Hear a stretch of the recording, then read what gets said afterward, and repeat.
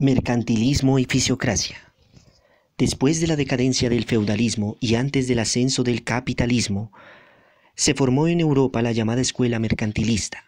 Se le denominó escuela aunque no existió un gran representante que condujera la teoría, sino que los aportes a esta se originaron en la opinión de comerciantes de la época, cuyas preocupaciones eran de índole racional.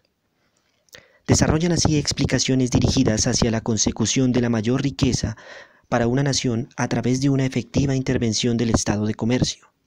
Claro está que no dentro de los conceptos modernos que conocemos como la seguridad social, servicios, etc., sino de un Estado que protegiera los intereses de los comerciantes en materia de distribución de las mercancías y agresión a otros Estados.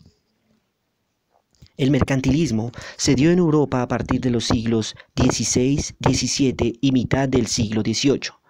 Consistió en una serie de medidas que se centraron en tres ámbitos: las relaciones entre el poder político y la actividad económica, la intervención del Estado en esta última y el control de la moneda. Así, tendieron a la regulación estatal de la economía, la unificación del mercado interno, el crecimiento de población, el aumento de la producción propia, controlando recursos naturales y mercados exteriores e interiores, protegiendo la producción local de la competencia extranjera, subsidiando empresas privadas y creando monopolios privilegiados. La imposición de aranceles a los productos extranjeros y el incremento de la oferta monetaria, mediante la prohibición de exportar metales preciosos y la acuñación inflacionaria, siempre con vistas a la multiplicación de los ingresos fiscales. Estas actuaciones tuvieron como finalidad última la formación de estados-nación lo más fuertes posibles. Los pensadores promovían el desarrollo económico por medio del enriquecimiento de las naciones gracias al comercio exterior, lo que permite encontrar salida a los excedentes de la producción. El mercantilismo marca la forma clásica de entender la economía en la Edad Media, la crematista, inspirada en Aristóteles y Platón, que rechazaba la acumulación de riquezas y los préstamos con intereses. Otra tendencia del mercantilismo era robustecer hacia el exterior el poder del Estado, subordinando la actividad económica hacia ese objetivo e interesándose por la riqueza en cuanto sirva de base para ella. Las ideas mercantilistas fueron la ideología económica dominante en toda Europa al principio de la Edad Moderna.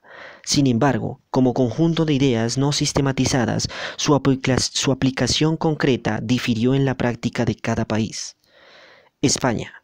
En esta nación se buscaba proteger los metales preciosos que entraban a través de las colonias americanas. Se protegían los recursos en lingotes. Francia. A diferencia de España, Francia no tenía minas de oro o plata. Por tal motivo, los adquiría a través del comercio exterior. El Estado francés creaba industrias para poder satisfacer el mercado interno y al mismo tiempo tener la capacidad de exportar.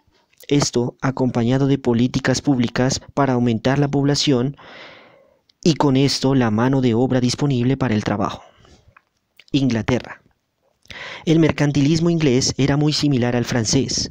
Eran netamente comerciales. Se especializó en el transporte marítimo. De allí sacó su fuerza comercial sirviendo también de intermediador. Este mercantilismo es el más puro, debido a que además de tener un desarrollo industrial, realizar exportaciones propias ayudaba a los intercambios comerciales. El mercantilismo llegó hasta Alemania y Rusia sobre el siglo XVIII. Keynes, en su teoría del dinero en 1913, demostró cómo la doctrina mercantilista, a través del excedente de exportaciones, aumentaba el empleo, la producción y la renta interior.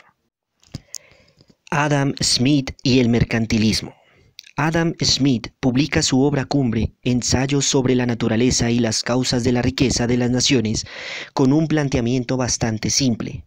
Para Adam Smith, la riqueza de las naciones no se mide con la cantidad de metales preciosos, pues él considera que los metales preciosos son una mercancía como cualquier otra. La riqueza depende de la cantidad de mercancías producidas en la nación. Además, asegura que sin la intervención del gobierno en la economía, el egoísmo de las personas conducirá al bienestar colectivo, guiado por una especie de mano invisible. En otras palabras, el deseo de las personas por poseer una mayor cantidad de bienes los forzará a que por medio de la especialización incrementen su productividad y así la nación producirá una cantidad mayor de mercancías y por consecuencia será más rica. La fisiocracia. La fisiocracia surgió en Francia ya que el contenido esencial de su filosofía consistía en el fenómeno de la industria extractiva y en particular de la agricultura. Muchos de los fisiócratas eran miembros de una clase de agricultores que después conformaron la nueva burguesía. Surge como una reacción de tipo intelectual a la común concepción de la vida intervencionista del pensamiento mercantilista. Insistían que la intervención de intermediarios en varias etapas del proceso de la producción y distribución de bienes tiende a reducir el nivel total de prosperidad y producción económica. Ejemplos de estas intervenciones eran muchas, pero los fisiócratas se fijaban en los controles gubernamentales, tales como los monopolios, impuestos excesivos, burgueses parasíticos y el feudalismo europeo. Esta escuela se desarrolló en el siglo XVIII, fundada por François Quesnay. Dividían la sociedad en tres grupos: la clase de los propietarios del suelo o clase propietaria, que vive de la renta; la clase de los agricultores o clase productiva; la clase de industriales y comerciantes dedicada a labores no agrícolas, a las cuales se llamó clase estéril, por considerarlas improductivas. Aparte de esas tres clases activas de la vida económica, se señaló también la clase desposeída, compuesta por los consumidores.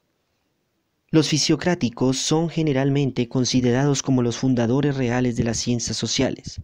Fueron de hecho los primeros en emplear el método científico, en dirigir un movimiento que hizo investigaciones sobre fenómenos sociales.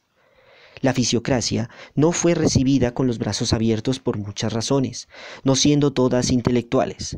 Sus oponentes fueron muchos, incluyendo a los mercantilistas que hasta entonces habían dirigido la política económica de la corte de Francia, y a los incipientes liberales liderados por Adam Smith, quien publicaría una respuesta crítica a la fisiocracia.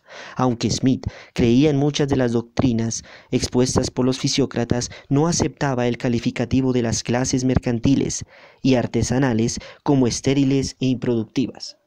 Sí reconocía que la agricultura era la más productiva de las ocupaciones, pero sostenía que las otras ocupaciones deberían ser denominadas como menos improductivas, no como improductivas.